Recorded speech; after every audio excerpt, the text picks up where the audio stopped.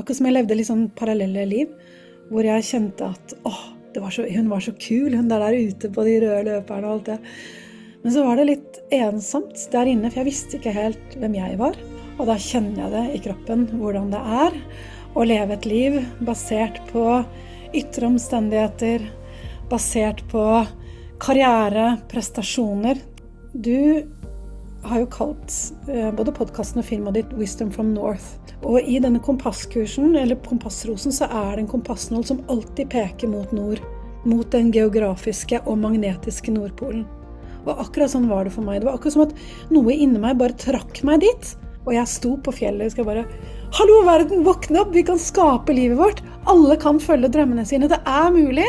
Der driver du og bader i det korallvannet. Jeg sitter her og jobber, noen må jo drive dette samfunnet. Litt sånn. Og det gikk inn på meg, jeg synes det var tøft. For jeg var ennå ikke så trygg i min vei.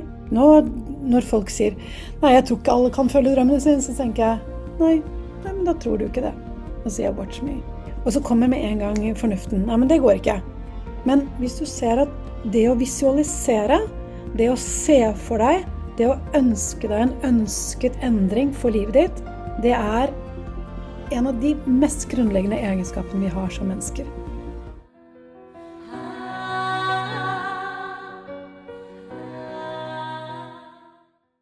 Elin Aamodt, velkommen skal du være. Tusen takk, Jannicke. Det er en ære og stor glede å være her hos deg og Wisdom from North. Så hyggelig at du sier det, og jeg har gledet meg veldig til dette, fordi jeg tror vi har prøvd å få dette til gjennom 2 år eller et eller annet, altså ha et eller annet samarbeid på en eller annen måte, og så er du en busy kvinne, hjelper andre kvinner, tre inn i sin kraft, følge hjertet, og ikke minst følge drømmen. Du er drømmekvinnen som hjelper andre å følge drømmen, og har også gjort det selv. Så alt dette kommer jo fra egen erfaring. Du har jobbet som jurist, toppleder i musikkbransjen, og så får du denne innskytelsen om å forlate alt og reise til nord, til et fiskevær og begynne et helt nytt liv. Så du er jo et utrolig godt eksempel på det å følge drømmene dine, og det skal vi rett og slett snakke om i dag. Hvorfor vi skal følge drømmene våre, hvordan vi kan gjøre det, kanskje litt utfordringer med det også. Men tilbake til deg. Fortell oss litt. Altså, du følte at du lengtet etter noe dypere i livet. Du hadde egentlig alt, men så begynte denne skurringen. Ta oss med på reisen. Takk, Jannicke. Det er så fint å snakke om, fordi at jeg møter så mange titalls, hundrevis av mennesker på min vei som forteller om den samme lengselen, det samme skurret. Og da kjenner jeg det i kroppen, hvordan det er å leve et liv basert på ytre omstendigheter, basert på karriere, prestasjoner, ting som ser veldig bra ut, men så kjennes det bare litt tomt. Og det er travelt, og det er strevsomt, og det er ganske vondt å ha det sånn. Så jeg vil bare si til deg som lytter at hvis du har det sånn, så vet jeg veldig godt hvordan det er, og det er veldig mange som har det sånn, og det var sånn jeg var hele livet. Veldig ambisiøs, alltid klart det kjempebra i det jeg satser på. Jurist, spesialisert i opphavsrett, jobber for de kreative, jobber for artistene, det var min drømmejobb. Og jeg var daglig leder av artistenes organisasjon Grammart i mange, mange år, og virkelig levde et drømmeliv. Men det var noe i meg som var litt ensom, og som hadde det litt vondt, fordi at akkurat som jeg levde litt sånn parallelle liv, hvor jeg kjente at hun var så kul, hun der ute på de røde løperne og alt det. Men så var det litt ensomt der inne, for jeg visste ikke helt hvem jeg var. Og jeg gikk på lederutdannelser som spurte meg om hva er verdiene dine, og hva er det viktigste for deg i livet, og så visste jeg ikke helt. Og det var så skummelt å begynne å spørre meg om det, så jeg bare jobbet litt mer. Gikk litt mer i Birken og festet litt mer og tenkte at de bryr seg med spørsmålene der. Lytt til hjertet. Så jeg hadde en formening før at det gikk an å følge drømmene, men jeg tenkte at det skulle gjøres når jeg hadde pensjonen i boks, og det var trygt og godt rundt meg. Men jeg har de siste 10 årene hatt en reise som handler om så enkelt som å komme tilbake til meg selv og tryggheten i meg. Og dette startet med små skritt, som veldig ofte ting gjør, ikke sant? Med at jeg begynte å kjenne at pusten min var veldig sånn Jeg fant ut at jeg ikke hadde pustet liksom med magen. Begynte å være nysgjerrig på yoga, begynte å være nysgjerrig på nærvær, mindfulness. Og så fikk jeg barn, det gjorde noe med meg. I 2017 så sto jeg i en enorm fortvilelse som nyskilt. Skikkelig sånn bunnpunkt, og hadde bare helt sånn, ja, men jeg er jo sånn som fikser ting. Jeg er sånn vellykket, og så fikser jeg ikke ekteskapet. Og jeg har 2 små barn på 2 og 4, og så sto jeg i en lederstilling, og alt liksom bare raste rundt meg, og da kom de spørsmålene for fullt. Men Elin, hvem vil du være? Hva vil du leve? Hvordan vil du leve livet ditt? Og jeg tenkte, det er det siste jeg kan tenke på nå. Nå må jeg bare snakke om å overleve. Jeg var i sorg og hadde veldig vondt. Og da, ikke sant, fremdeles denne ytre lederlivet som var veldig fint, og du kan google så ser du at jeg gjorde det veldig bra, men det var bare at det var på totalt kaos på innsiden. Og midt i dette kaoset, så sto jeg bare i leiligheten i Adamstua og tenkte, hva er neste skritt nå? Hva er neste skritt nå? Jeg husker jeg hadde hånden på hjertet mitt og begynte å puste ned til hjertet mitt, og plutselig så kom det, ikke som en klar setning, men som en farge og en følelse og et bilde av horisont, fjell, hav og Lofoten. Og jeg bare, Gud, nå har det tørnet. Lofoten? Hva skal jeg med Lofoten? Jeg trenger hjelp i hverdagen, og de barna og, ikke sant? Så jeg bare, Lofoten, det er helt crazy. Hvorfor dukker det opp? Men så er det noe med å legge hånden på hjertet og kjenne inn hva er det egentlig, hvem er det jeg er? Og du har jo kalt både podcasten og filmen ditt Wisdom from North.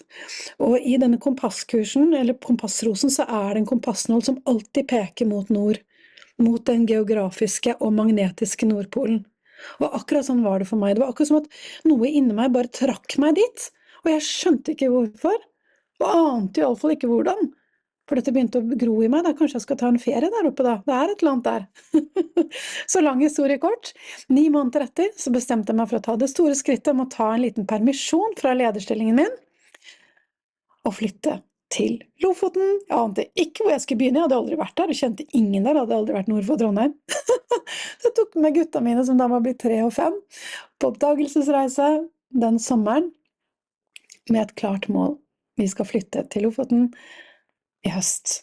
Og alle jeg møtte bare, skal du flytte i høst? Det er jo 3 uker til. Jeg bare, ja. Vi skal finne et nydelig sted å bo et halvt år. Vi fant Øyaskrova, som er et fantastisk øysamfunn 1 mil ut i havet utenfor Svolvær. Hvite strender, 170 mennesker som bor. Fantastisk vakkert sted, hvor jeg skulle ta en liten pause fra lederstillingen, var det som var tanken. For å lande litt. Lofoten er jo grunnfjellet i Norge, og igjen da, kompasskursen viser mot nord. Nord er jo grunnfjellet også mye i verden, ikke sant? Det er her hvor havstrømmen er klare og sterke, pusten er dypt, og det var der jeg havnet for å finne grunnfjellet i meg. Det som skulle være et halvt år, det ble et år. Jeg fikk forlenget permisjonen av jobben. Etter et år så kjente jeg at det er noe mer her for meg. Jeg ante ikke hva det var, men jeg lente meg inn i den følelsen av at jeg skulle finne ut hvem jeg hadde lyst til å være, hva slags liv jeg hadde lyst til å leve. Det ble 1 års permisjon til, og så kom det store skiftet i 2020. Da jeg sluttet i jobben, solgte leiligheten på Adamstua, og kjempeskummelt alt det her. Og igjen, Instagram-bildene var liksom, jeg har det topp i nord, men inni meg var det kurremål, dette er jo dritskummelt. Men jeg hadde en annen drøm som hadde da begynt å vokse i meg, nemlig å kjøpe hus i Skrova, mitt drømmehus, som da på magisk vis, plutselig som ikke egentlig var til salgs, hadde blitt mulig for meg å kjøpe for 1 million, solgte leiligheten i Adamstua, sluttet til jobben, flyttet til Skrova, barna da var begynt på skolen der, og vi hadde allerede bodd der i 2 år, og vi da ble boende. Og vi ble boende i Skrova i 6 år. Jeg bor der fremdeles. Jeg kjøpte også et rekkehus i Asker som en investering da i 2020, og nå bor vi også litt der, men vi bor da begge steder. Så lang historie kort, jeg har hatt en stor endring i livet fra å være jurist, leder, elsket livet mitt da. Det var ingenting gærent, bortsett fra at jeg sto i en stor endring i skilsmissen. Jeg lyttet til hjertet mitt, havnet på øya Skrova. Dette ble et stort skifte, hvor jeg etter hvert lærte meg å leve fra hjertet mitt, fra mitt kompass inni meg, begynte å se at verden er jo ikke slik som jeg har trodd. Her henger det sammen med mange mekanismer. Jeg lærte meg manifestering, og huset er jo manifestert, ikke sant? Ut fra disse, herlighet, vi kan jo skape livet vårt! Vi er skaperne av livet vårt. Og jeg sto på fjellet og skal bare, hallo verden, våkne opp, vi kan skape livet vårt! Alle kan følge drømmene sine, det er mulig! Og jeg snakket om dette på Instagram, jeg snakket om dette, og så begynte folk å ta kontakt. Hvordan har du fulgt drømmene dine? Jeg lengter etter å komme i kontakt med mine drømmer, og hvordan kan jeg klare å følge dem? Jeg begynte å veilede folk, bare for at jeg elsket å spre budskapet om at det er mulig for deg å gjøre endringer. Og etter hvert så vokste det en drøm frem at dette har jeg lyst til å gjøre som min jobb. Så jobben min er i dag å veilede kvinner og andre som ønsker å følge sine drømmer, finne sin kraft, for vi har alle et ubrukt potensial inni oss. Fantastisk å høre deg fortelle, altså. Du gnister jo i øynene, og det er superinspirerende. Og det jeg synes er litt fascinerende, det er jo hvordan universet legger det her opp. Fordi du kunne jo ikke strengt tatt hjulpet kvinner eller menn gå for drømmene sine om du ikke hadde gjort det selv. Og det visste jo ikke du da, når du tar disse stegene, når du lever i uvisshet og aner ikke hvordan skal dette gå. Så går du gjennom hele prosessen, og så skjer det noe, og så kommer en modning, erfaring. Oi, det her kan jeg hjelpe andre med. Så du måtte jo gjennom alt det der.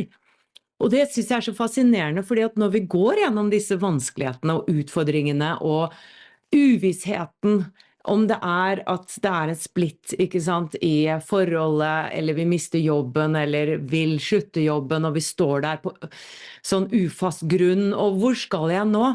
Så tror jeg når du kommer ut på utsiden av den, så er det en dypere mening med det.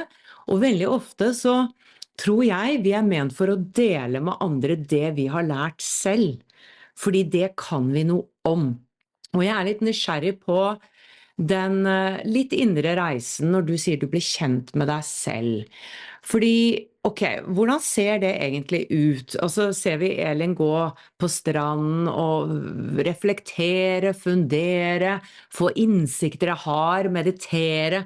Altså hvor kom disse innsiktene som var dypere enn det du da hadde levd etter tidligere? Ja, det er så fint. Du maler det bildet, for at hvis du ser bilder av meg fra hele den prosessen, så ser du jo, ikke sant?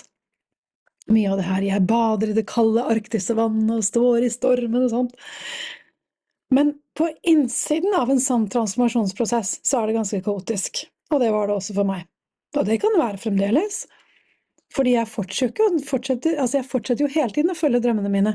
Det er jo alltid på en måte livet bare åpner seg opp mer og mer. Jeg er jo nå i en stor transformasjon og vært det, hvor jeg virkelig ser at, wow! Det jeg trodde var mulig for 1 år, det bare ser jeg at det er jo enkelt nå, det er jo bare, og alt handler jo om mer glede og frihet da, i livet, ikke sant? Men det første du sa, Jannicke, og det er vel noe av det som jeg vil dele, som kanskje en av de første sånn, du som lytter, kanskje du er inspirert av dette, eller kanskje du sitter og kanskje du kan gripe en penn, eller sånn, tenk at du kan ta med deg en sånn liten takeaway da. Og det er at det bunnpunktet du er i, uansett om det handler om at du har blitt sagt opp fra jobben, mannen din har gått fra deg, kanskje du er syk, kanskje du er utmattet, kanskje det er et eller annet tragisk som har skjedd, det bunnpunktet som du nå føler er undergangen, det er ditt vendepunkt. Det er vendepunktet. Det der vil alltid være vendepunktet, for det er noe nytt i deg som er klar for å fødes. Og det vil vi ikke helt, for vi er jo veldig konforme, ikke sant? Vi vil ha det trygt og godt. Og av og til så bare slenger universet deg ut i litt sånn. Så bunnpunktet er ditt vendepunkt. Første lille takeaway. Men til hvordan er det en sånn transformasjonsprosess ser ut på innsiden? Og er det sånn, Elin sitter i horisonten og sier og så bare, hvem er jeg? Den er jeg, og så bare faller det på plass. Eureka! Nettopp. Og fra en dag til en annen så bare, nå har jeg funnet meg selv. Check. Next! Nei. Jeg gråt mye.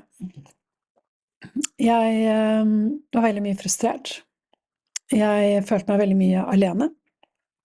Jeg kjente på hvor vondt det var å være helt kuttet av fra alle roller som jeg hadde definert meg selv som i 20 år. Hun i bransjen, hun kule som fikk det i disse lederstillingene, hun styrelederen, hun som bodde på Adamstua, hun som var med på disse kule festene, hun som...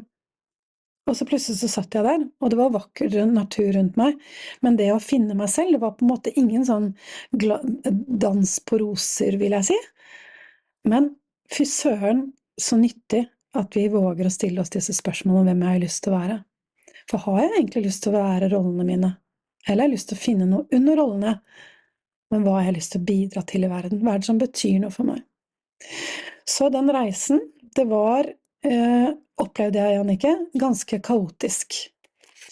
Jeg flyttet da med min lille Toyota Yaris, som jeg pakket kjempesmekkfull av det vi trengte til å bo et halvt år i Lofoten, for det som var planen.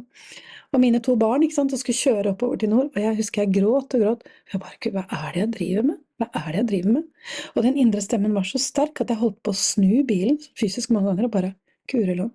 For familien bare, du, skal du dette her, er det så smart? Og liksom, folk rundt meg så bare, men du er nyskilt, da bør ikke du heller, ikke sant? Og dette var jo tanker som jeg også selv hadde. Og det tror jeg veldig mange som er i drømmer, som satser på drømmene sine, de har jo den lille, ja, men går dette da? Og hvis du har alt for mange av de der, går dette da, rundt deg også, så kan du fint rakne. Men jeg var trofast da, mot kompassnåla mi. Men på innsiden så var det, vil jeg si, ganske kaotisk, ved at jeg trodde jeg skulle søke sjelefred, og at det liksom kom sånn. Men min erfaring, og det er erfaringen min etter å ha veiledet hundrevis av mennesker gjennom denne samme transformasjonen, enten du våkner opp til et større lederskap i livet ditt som leder, eller en større omsetning som gründer, eller om det er ting i privatlivet ditt, alt henger jo sammen, så handler det om at du er i dine roller og mønstre av en grunn. Du måtte ha gjort det av en grunn da, for å kanskje unngå noen ting, eller respondere på noen ting som kanskje ikke helt er aktuelt i livet ditt nå. Og for å komme forbi det, for å bryte disse mønstrene, så må du gjennom litt uro. Og jeg ser på det som jeg har veldig mye metaforer til havet, for det synes jeg er så vakkert. Fra å leve liksom stagnert, at du bare føler at livet er liksom flatt, så begynner du å være nysgjerrig på hva er det drømmen min er, hva er det reisen min er, hvem er jeg? Og da begynner bølgene, emosjonene, følelsene dine. Emotions, det er jo energy in motion, det er energi i bevegelse, og her er det litt sånn kaotisk da, ikke sant? Her kan det være litt bølger, det er helt fint. Det må liksom litt kaos opp, og du kikker litt på roller og mønstre, og hvem har jeg lyst til å være, og det er de rundene der også man ser, skal jeg være gift med han? Er dette vennskapet noe som, ikke sant? Men vi begynner å stille litt spørsmål, og det tenker jeg er veldig sunt. Min erfaring er at det å observere litt denne kaoset, så kommer man til et bunn i seg selv, en havbunn om du vil, der hvor det alltid er ro, ankre, hvor det er stille, hvor det er trygt, hvor det er godt, hvor du merker det som tilstedeværelse, hjertekontakt. Dette har alle tilgang til. Alle.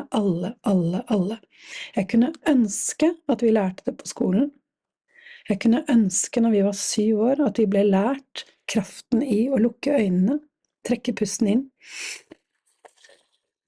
Kjenne hvor godt det er at vi kan være her og nå hos oss selv. Ikke hva de andre har og merker på sine jakker og klær, men akkurat her og nå er jeg nok. Jeg tror vi hadde sett et helt annet samfunn om vi hadde lært oss å lytte til vårt indre kompass, som er knyttet til hjertet vårt. Heller enn den retningen som jeg gikk. Hvilke karakterer kan jeg oppnå her nå? Ikke sant? Se meg. Men den som ikke så meg, det var jo meg selv. Så det var langt svar på ditt spørsmål om hvordan det var å finne seg selv. Og jeg vil også si at dette er en pågående prosess. For jeg står nå også midt oppe i en endring, hvor jeg rydder enda mer plass for meg. Enda mer til mine gleder, mine drømmer. Neste nivå av alt. Ja, jeg har skapt meg frihet. Jeg bor både her og i Lofoten. Gud, som en drøm! Jeg har mentorprogrammet mitt hjem, som har kull nummer 8 nå til høsten, ikke sant? Herlighet! Jeg virkelig har fått til det som jeg drømmer om, men jeg ser at, hva det neste nivået for meg av frihet? Og så handler det også om her og nå, da. Her og nå. Hver dag. Nærvær. Glede. Det virker jo veldig som du har funnet dine verdier da, må jeg si. Ja.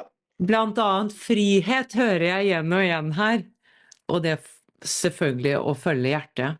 Og takk for at du delte detaljert om dette her, fordi at jeg tror det er viktig at vi deler om det, og at man kanskje kan ha en romantisk forestilling om hvordan denne spirituelle oppvåkningen, som jeg kaller det, kan være. Den kan være messy, den kan være rotete, og det er ofte en dissonans med hva som ses på utsiden og hva som skjer innvendig, og at vi ikke lar oss forville av disse Instagram-bildene. Det tror jeg er viktig.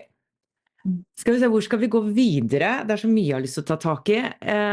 Jeg kan jo være litt djevelens advokat da. Nå er jo jeg selvfølgelig enig med deg, men vi har jo de stemmene i samfunnet som sier, ja, men alle kan jo ikke følge drømmene sine, fordi hvem skal kjøre søppelen vår?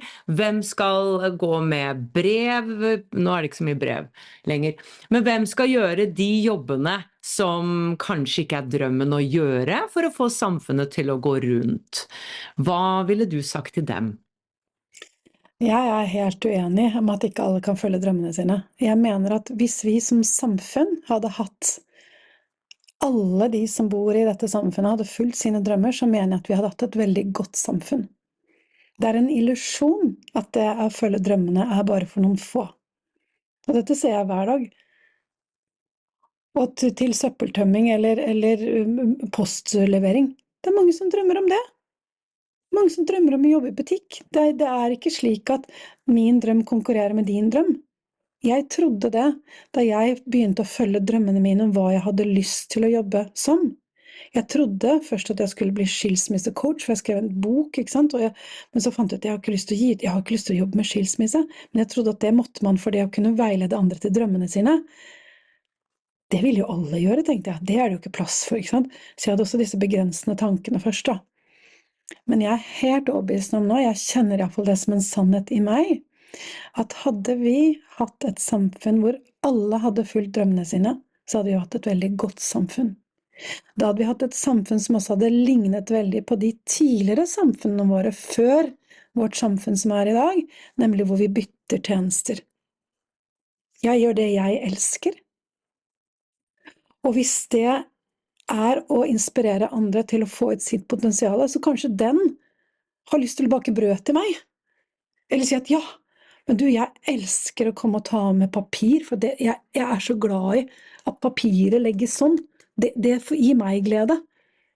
Ellers er det mange som tenker at trenger jeg å få realisert drømmen min i jobben min? Nei, jeg har bare lyst på en jobb, hvor jeg står opp 4 og tømmer søppel til 7, og så kan jeg skrive bok, ikke sant? Så det er en illusjon at ikke vi kan følge drømmene våre. Følge drømmene er for alle, og hvis alle hadde fulgt drømmene sine, så hadde vi hatt et veldig lykkelig samfunn. Vi hadde et overflodssamfunn, hvor vi hadde vært glade. Jeg er jo enig med deg. Og det jeg tror er hvorfor det er kanskje et skille her mellom de som mener det og de som mener det, det er kanskje at fornuften kan ta over, at ja, men det kan jo ikke fungere. Og når vi lever ut fra fornuften, så kan av og til den også være linket til frykt. For eksempel at, jo, men hvordan skal det gå? Da vil jo samfunnet gå under. Eller frykt for at alle mulige frykter kan komme frem, kanskje jeg ikke har en drøm og så videre, og så får man motstand mot en sånn ny tanke, en ny idé, fordi at det har vi ikke sett før. Og ego er jo gjerne, tror jeg, knyttet til frykten, fordi ego ser kun bakover, og hva som har vært, og klarer ikke å se fremover, fordi det har den ikke opplevd. Mens hjertet har jo da, etter hva jeg tror, en høyere bevissthet. Hjertet har en høyere frekvens, og hjertet har også intuisjonen, og intuisjonen, den kan se fremover.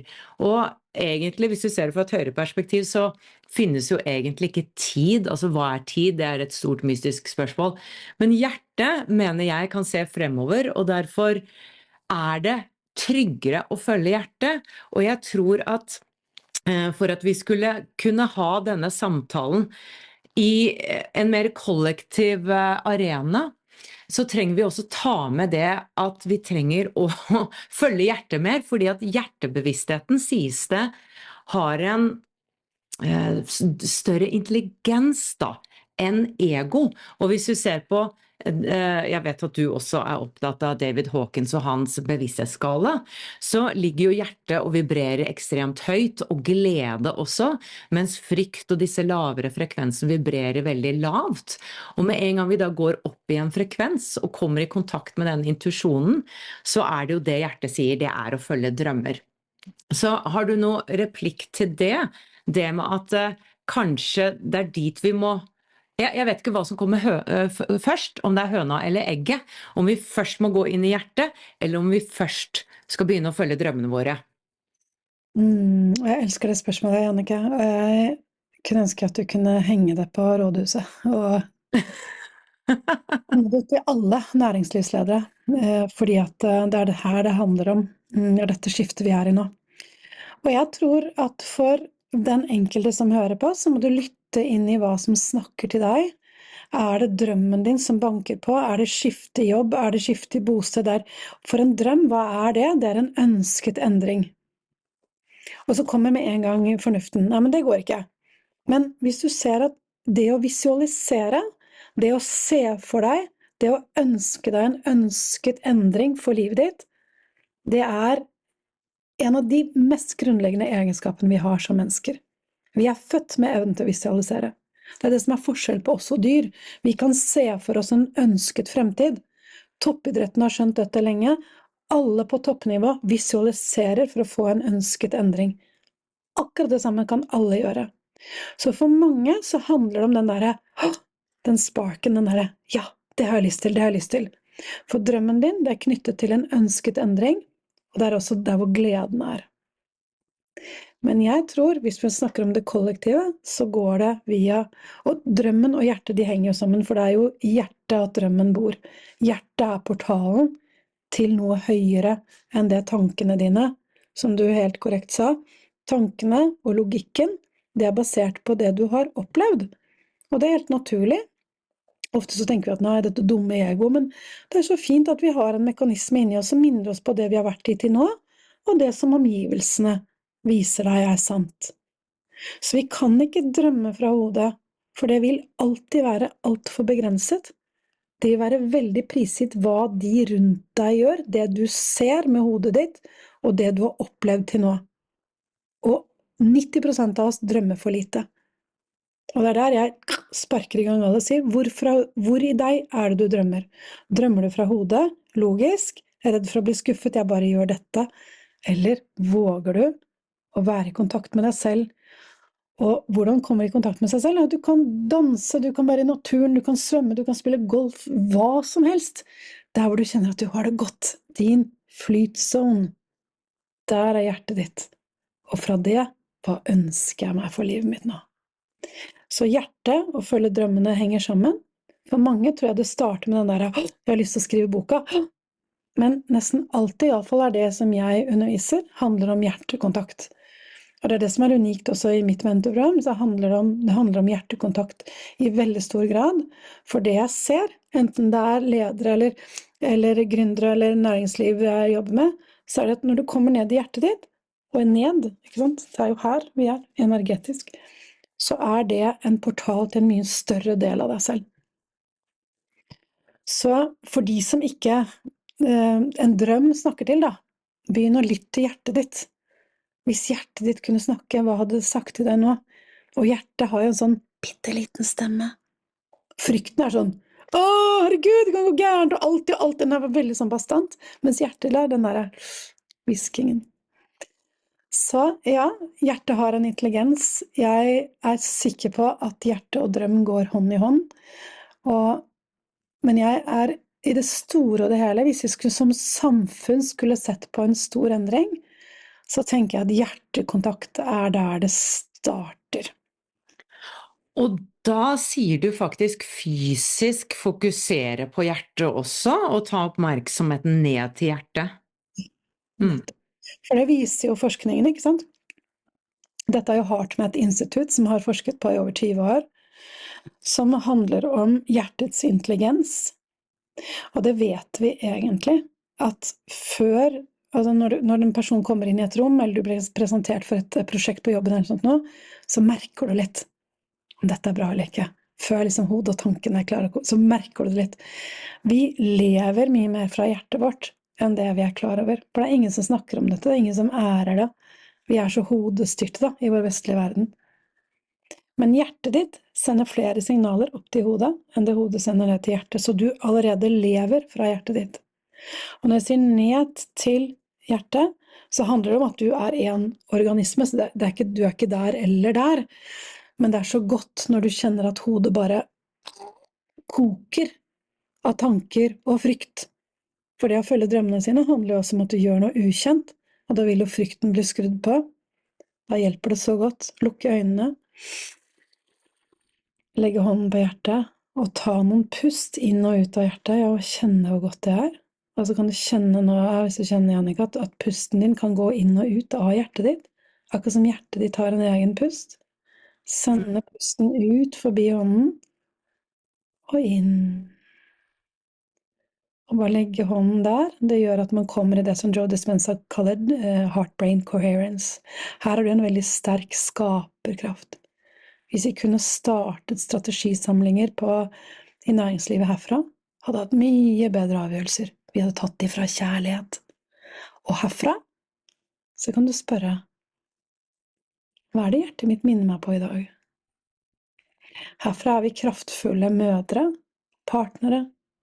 Jeg hadde en strategisamling for noen kommuneoverleger her, og tenkte, tør jeg å bruke disse nye, det er jo eldgamle prinsipper, om hjertekontakt, altså jeg mener, alle gamle samfunn visste at hjertet var senter. Men jeg tenkte, jeg har kjørt så mange strategisamlinger, skal jeg nå korporere dette her næringslivs-Elin, og liksom, holistiske leder-Elin?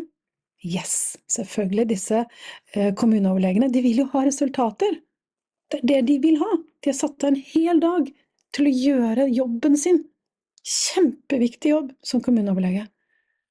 Inn i hjertet, enklere enn man tror, dette kan gjøres i løpet av noen få minutter. Og hva skjedde? Strategisamling med bare målene var tydeligere, verdiene var der. Ja, men det trenger vi ikke gjøre. Ja, men det skal vi gjøre. For hva bor i hjertet? Jo, vi tenker at det bor kjærlighet. Jo, men det bor også mot. Ordet for kjærlighet har sin opprinnelse i det samme ordet som for mot. Fra latin og fransk cœur, courage, courage. Så her vi er modige. Vi tror vi er modige her, men igjen, hjernen minner deg på hva du har klart, eller hva de rundt deg klarer. Ikke sant? Historien viser oss det. De turte jo ikke å kjøre de første togene mer enn 30 km i timen, for de trodde de ville eksplodere. De hadde ikke sett beviset på noe annet. Sånn kan vi utvide kvantefeltet vårt, og det går alltid via hjertet, for det er der man er mest kraftfull. Men det er en sammenheng her. Måten jeg jobber er at vi går alltid inn i hjertet først, og så etterpå er det handlingsplaner. Ok, logisk, hva kan skje her? Så jeg elsker å kombinere disse to verdenene, som du skjønner. Herlig. Og jeg blir jo da nysgjerrig på reaksjoner på utsiden. Fordi at jeg kan tenke meg at mange der ute sitter med frykt. Ja, men ikke sant, jeg har jo en sånn lignende type jobb som du hadde, eller jobber et sted hvor dette ikke er så velkomment. Hvordan har det gått? Altså, har du møtt reaksjoner når du kommer inn i sånn hardbarka maskuline miljøer, for eksempel, eller veldig mye suits? Og her kommer du og sier, vi må følge hjertet, dere! Altså, har du fått noen reaksjoner? Ja, masse, men alle de sterkeste reaksjonene var jo fra meg selv. For sånn, herlighet, Elin, følge drømmene sine, Guri land. Jeg husker jeg satt på God morgen Norge det første når vi hadde bodd i Lofoten et halvt år, og da var jeg sånn, ja, jeg heter Elin, jeg følger drømmen. Det var sånn, så det var sånn, Guri land. Så vanskelig å sette ord på at jeg faktisk en som følger drømmene, for jeg var jo også hun juristen, ikke sant? Så vi så hardt programmerte om hva som mulig, og hva som ikke mulig. Så jeg møtte masse motbør fra meg selv, fra å leve på denne måten. Men selvfølgelig også, jeg fikk jo kommentarer, særlig de 2 første årene, vil jeg si. Og de kunne gjerne gå på sånn, der driver du og bader i det korallvannet, jeg sitter her og jobber, noen må jo drive dette samfunnet. Litt sånn, og det gikk inn på meg, jeg synes det var tøft, for jeg var ennå ikke så trygg i min vei. Nå, når folk sier, nei, jeg tror ikke alle kan følge drømmene sine, så tenker jeg, nei, men da tror du ikke det. Og sier jeg, watch me. Og se på alle de hundrevis av menneskene som jeg får til å følge drømmene sine hele tiden. Og det ikke jeg som får den, de gjør det selv. Men jeg står der og backer. Ikke sant. Det kommer folk som vil rakke ned på andres drømmereise, det kommer fra frykt. Hvis du spør folk som følger drømmene sine og lytter til hjertet sitt, så vil de alltid heie på drømmen din. Folk som ikke ennå lytter til seg selv og sitt hjerte, de vil alltid ha behov for å degradere andre. Det min hva skal jeg si, observasjon. Og mange av de som var litt sånn skeptiske, eller det skal sies, og en sånn ramaskrik på Facebook og hele musikken, og jeg bare dro, ikke sant, til en øy. Og 99% av alle bare, herregud, så kult! Du gjør det som alle drømmer om, og som alle snakker om, men som ingen gjør. Så det var bare heiarop, og folk vipset meg penger, og skjønner du bare, jeg kan hjelpe deg med det, og ikke sant? Folk var bare så, det å bryte ut, det så mange som heier. Men du vet, det noen av kommentarene likevel, den ene kommentaren. Men det som jeg lærte meg var, at det snakker bare om lengselen hos den personen. Så jeg begynte å spørre da, men hva din drøm? Hvordan kan det være mulig å gjøre en endring i ditt liv? Og så ser man jo at veldig ofte så kommer de begrensningene som jeg hadde først også. Nei, men det går ikke. For veldig ofte når en drøm kommer opp, så kommer de, men hvordan skal det gå til? Vi går i hvordan med en gang. Vi kontrollfreaks som vil løse det. Når det handler om en drøm, så handler det om å lene deg inn i en visjon, som du vet retningen, men du må frigjøre deg litt fra akkurat hvordan det skal skje. Og jo mer du gir slipp på hvordan det skal skje, eller akkurat når, jo større frekvens får du, jo mindre frykt har du. Snakker om Dr. Hawkins, ikke sant? Skam og frykt som på 40-50 i vibrasjonsskalaen, takknemlighet som på 300-400, 5, ikke sant? Så jo gi slipp på hvordan og når, hold deg til igjen kompasskursen, retningen. Ja. Ja, fordi at den kan vi faktisk stole på, og den blir jo sterkere etter hvert, den stemmen min erfaring. Og hva med de som da tenker, ja, men vet du hva, jeg har ikke tid, her står jeg med 3 unger og jobb, og har knapt tid til meg selv, ikke sant, knapt tid til å puste, og dette stresset, at jeg må gjøre sånn og sånn og sånn og sånn og sånn. Fordi hvis ikke så bare rakner alt, og det ikke plass til å følge hjertet. Altså, og jeg kan av og til kjenne igjen en overveldelse, og jeg tror mange gründere kan gjøre det. Jeg vet at du har snakket med flere andre gründere om denne følelsen av overveldelse og utbrenthet. At vi i drømmen vår, men vi faktisk, eller det tilfellet også da, at vi i drømmen vår, føler at vi følger livsoppgaven, og samtidig så det vanvittig mye å gjøre, og vi ønsker å skape masse, og så det som vi brenner opp lyset litt, fordi at vi gir for mye. Så du som eksperten her, hvordan håndterer vi stress når det faktisk blir negativt, og så mister vi nesten litt kontakt med hjertet, fordi at vi ønsker å levere, vi ønsker å gi til andre, og så kanskje glemmer vi oss selv litt. Jeg synes det viktig at du tar opp dette, Jannicke, og i det så hører jeg 2 spørsmål egentlig. Det første det, før man på en måte våknet opp litt og begynt å følge drømmen, og du kjenner bare at ok, Det å følge drømmene eller lytte til hjertet, det høres fint ut, men her står jeg med 3 unger og fulltidsjobb og en krevende mann og 2 syke foreldre. Altså, drømmen må jeg følge når jeg er type pensjonist, eller bare den første kategorien der forstår jeg veldig godt. Det var jo meg også i mange år. Men det handler ikke om de store skrittene. Du trenger ikke å si opp jobben eller kaste ut gubben, men det å prøve å ha 1 minutt for deg selv om dagen og finne ut, er jeg på riktig vei her? Er jobben her det som jeg drømmer om? Og hvis ikke jobben er det du drømmer om, og ikke du har liksom noe jobbsendring i sikte da, hvordan kan du begynne å lytte til hjertet ditt litt mer i hverdagen? Kanskje en fritidsaktivitet du kan begynne med, en bok du kan lese, kanskje du kan begynne å høre på en inspirerende podcast, eller Wisdom from North-sending når du rydder ut oppvaskmaskinen, altså gjøre en bitteliten ting med intensjon for deg selv hver dag, så vil du se at overskuddet ditt kommer. Etter hvert så vil du se at hjertet ditt begynner å snakke til deg, begynne å velge bort, må du på alle disse avtalene, må du bake alle kakene fra grunn, kan du ta vare på deg selv, så det begynner i sånne små skritt. Og husk, Bronnie Ware, Top 5 Regrets of Dying, som har inspirert meg enormt. Me too. Det vi angrer på når vi dør, 100% av oss, er at ikke vi lyttet til oss selv og fulgte drømmene våre. Og dette vet vi. Og det er ikke bare i Australia, dette har de forsket på. Noen svenske forskere som hadde også, dette gjelder også i Europa. Den boken er oversatt til 40 språk, ikke sant? Over hele kloden så har vi det egentlig ganske godt nå som menneskehet, i hvert fall vi som lever i fredelige områder, men vi følger allikevel ikke drømmene våre. Og det er ikke rart, det er jo få som gjør det, så vi må begynne et sted. Ok, hva da med at du har fulgt drømmen din? Kjenn at du lever livsoppgaven din.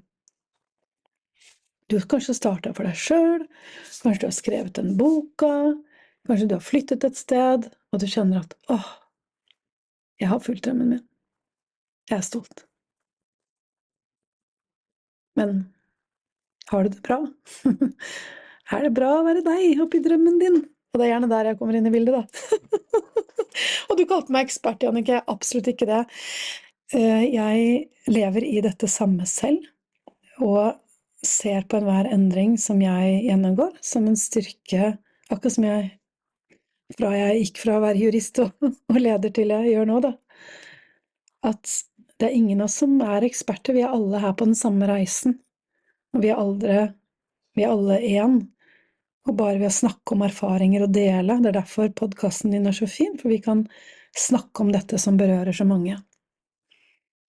Det som er veldig vanlig, og det som jeg gjorde selv, dette har jeg ikke snakket så mye om, men jeg har snakket med gruppene mine om det, men det er godt allikevel å sette ord på at det som skjedde meg da jeg ble gründer, var at jeg gikk rett inn i et mønster som lignet ganske mye på det topplederjobben min.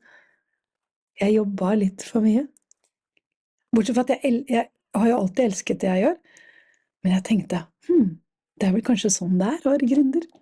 Så det første halvåret jeg hadde mentorprogrammet, så husker jeg at jeg lagde hele programmet. Jeg tror ikke jeg jobbet så mye noen gang, og alle fikk individuell oppfølging, og alle fikk gründes, og det var altså det var helt vilt at jeg egentlig klarte å jobbe så mange timer det halvåret der, men det var for at jeg elsket det. Men jeg møter veldig mange gründere som er i det samme. De følger drømmene sine, blir forfattere eller bedriftseiere, men så havner de litt i en overjobbemønster fremdeles. Det handler om at vi har så mye push-energi med oss fra næringslivet, så henger det igjen en del frykt med, er jeg bra nok hvis jeg bare er? Vil jeg da få noen kunder hvis ikke jeg legger ut på Instagram jevnlig? Det er så mange sånne programmeringer. I tillegg så er jo det tøft å være gründer, for du er jo avhengig av inntjeningen din også, ikke sant? Så plutselig har det blitt sånn, hvis ikke jeg snakker om produktet mitt, så er det jo ingen som kommer, og så har du en sånn sammensurium. Men i dette så ligger det en enorm nøkkel til vekst, for det er egentlig her du kan få lov til å bestemme hvem du har lyst til å være, på et nytt nivå. Er du gründer, er du en som har fulgt drømmene dine, så er du allerede en kraftfull leder i ditt liv. Og er det noe her som snakker til deg, Så våg å stoppe opp litt innimellom og spør, dette livet jeg nå lever i tråd med verdiene mine? Eller prøver jeg liksom å presse verdiene inn i en jobb som da ikke helt kompatibel? Min erfaring at det de akkurat de samme nøklene som brukes for å finne tilbake til den, hva skal jeg si, hjem da, til seg, som bedriftseier og en som følger drømmene, som det i den første startgruppa. Nemlig litt tid til seg selv, våge å stille de litt ubehagelige spørsmålene. Programmet jeg gjør i tråd med den jeg er?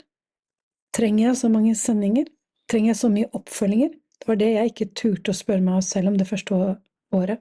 For jeg trodde det måtte være slik, at jeg liksom overjobbet, det var det jeg var kjent med. Så dette krever mot, men det mulig, og disse endringene ser jeg hele tiden at mulig. Så det starter med refleksjon, og observere. Helt ærlig nå, kjære deg, dette livet nå i gründerskapet, eller forfatterskapet, eller om man har flyttet, det ok? Funker det? Og hvilke justeringer kan jeg gjøre?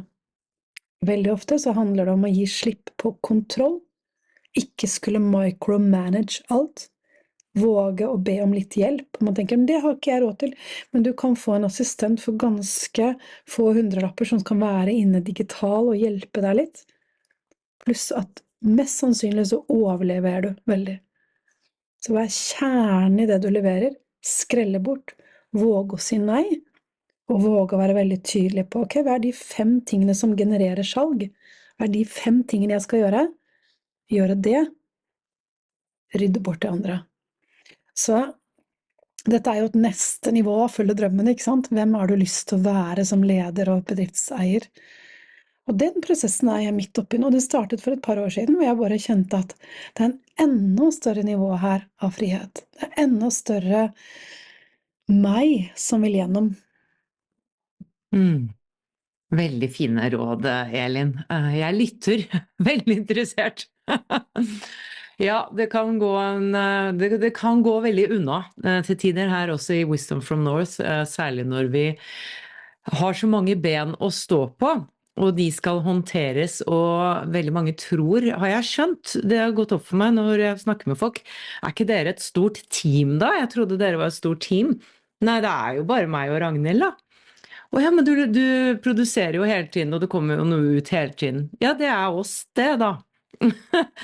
Og jeg har jo gjort noen grep jeg også. For eksempel fått hjelp til redigering, som gjorde at jeg ikke måtte sitte oppe til klokken 11 om kvelden og redigere et intervju. Så det var sånn, hvorfor har jeg ikke gjort det før? Og det var jo begrensende tanker om at nei, det koster penger, og det kan vi ikke gjøre, og jeg kan jo bare gjøre det selv, ikke sant?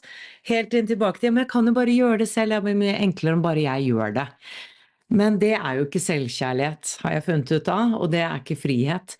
Så, og det interessant det der med mønstre og blind spots, altså hvordan det går på autopilot, og selv om jeg følger drømmen, og vi gjør det vi elsker å gjøre, og likevel så tar du med deg gamle mønstre, og du ser det kanskje ikke selv engang.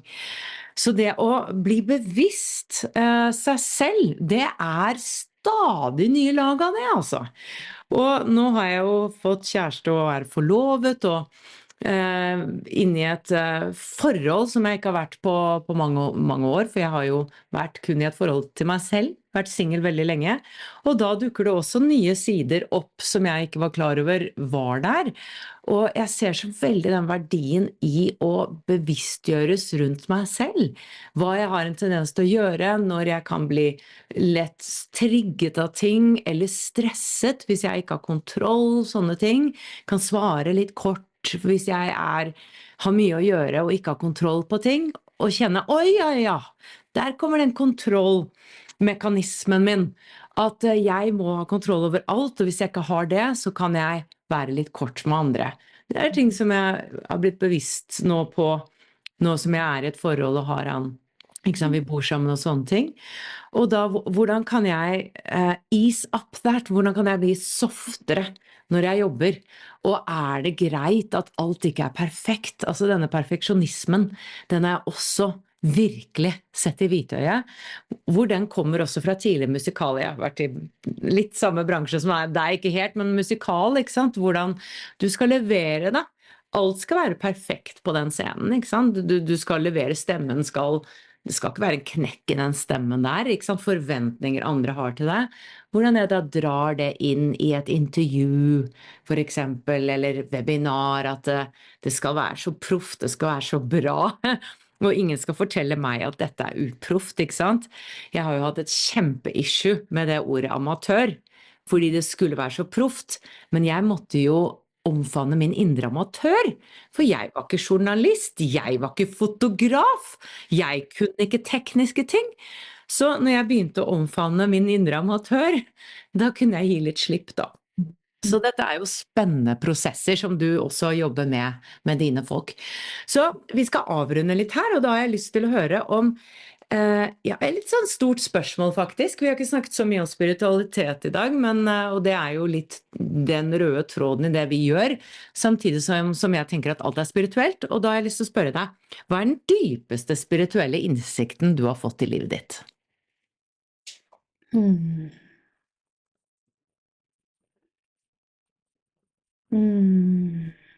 Det kjenner jeg er at jeg er forbundet med noe større enn meg selv.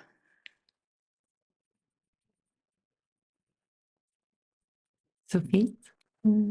Det visste ikke jeg før, men det var naturen i nord som fikk meg til å føle. Og nå vet jeg det, for min del, at det er en sannhet som jeg kjenner også når jeg kan gå ut i skogen eller bade eller se en sommerfugl, eller ikke sant, den enheten da. Det har vært en gave. Visdommen kom fra nord.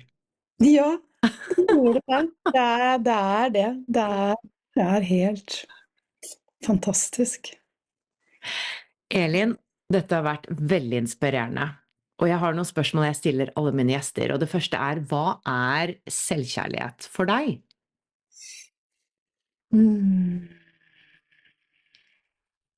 Takk for spørsmålet igjen. Du har gode spørsmål, Annike.